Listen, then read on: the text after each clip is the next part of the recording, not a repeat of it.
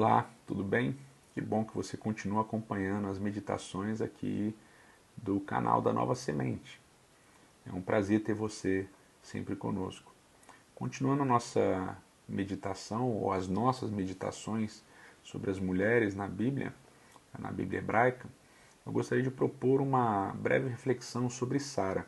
Recentemente, na comunidade adventista de Botafogo, no Rio de Janeiro, eu fiz uma meditação sobre isso e agora vou resumir de uma maneira mais sucinta aquilo que eu falei naquele dia. A narrativa do patriarca Abraão é, de certa maneira, uma narrativa guiada pela inserção de Sara na história.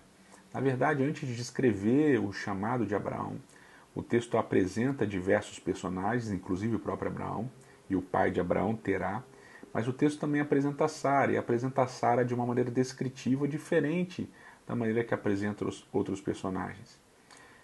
De uma maneira muito específica, Sara não é apresentada, a ascendência de Sara não é apresentada no texto, ao contrário dos outros personagens, e também Sara é definida como uma mulher estéril, uma mulher que não pode gerar filhos, o que causa, obviamente, a estranheza da promessa de Deus em Gênesis capítulo 2, Gênesis capítulo 12, do verso 1 a 3, que é quando Deus promete uma descendência numerosa para Abraão, e vai refazer essa promessa no capítulo 13, no capítulo 15 e assim por diante.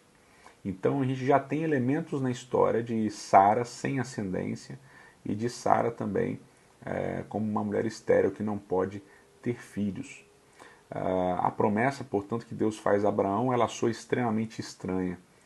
E é muito interessante porque no capítulo 16, quando Sara fala com Abraão acerca da promessa, ela coloca em termos muito fortes. Ela diz assim, no início do capítulo 16, ela diz que Deus a tem impedido de ter filhos.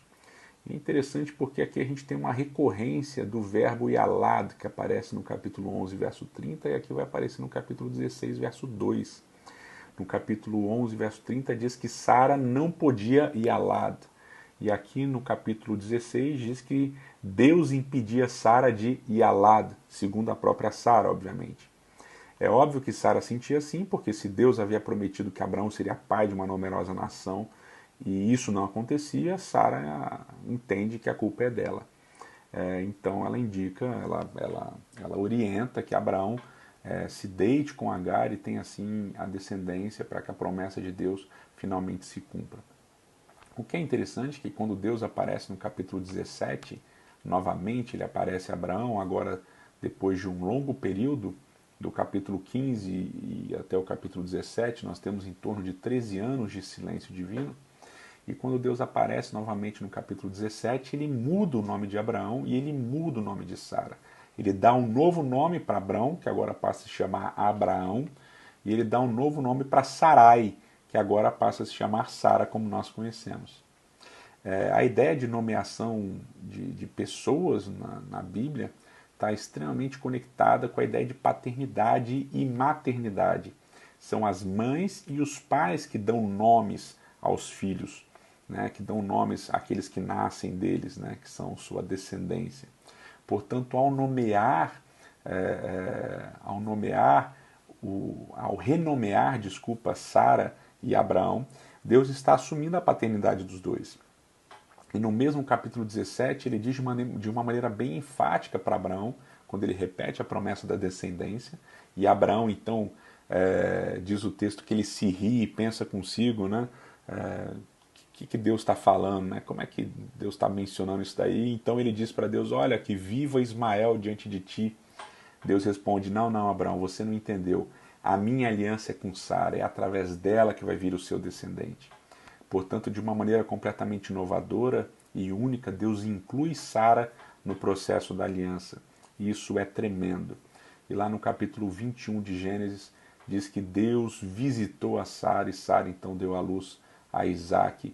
E ela finalmente Yalad, aquela mulher lá no capítulo 11, no verso 30, que não podia Yalad, que não podia gerar, aqui no capítulo 21 é a mulher que Yalad, é a mulher que gera depois dessa visita de Deus. E o que eu gosto, o que eu acho muito bonito nesse texto, da história de Sara é justamente como Deus a inclui no processo da aliança. Deus não faz aliança apenas com o homem, Deus não faz aliança apenas com Abraão, Deus inclui Sara nesse processo de aliança. E Deus faz de Sara a mãe de todos os descendentes de Abraão, conforme nós lemos no livro de Isaías, capítulo 51. Então, que Deus, o Deus da Bíblia é o Deus que inclui a mulher no processo de aliança, que faz dela o canal de bênção, através da qual ele vai abençoar não só o pai da fé, mas vai abençoar todos os descendentes do pai da fé. Isso a gente pode ver lá em Romanos, né, nos primeiros capítulos de Romanos, que não são só os descendentes sanguíneos de Abraão que são sua descendência, mas são também os descendentes espirituais de Abraão. Portanto, não são só de Abraão, eles são também de Sara. Sara é a mãe da aliança, Sara é a mãe da fé, é a mãe da promessa.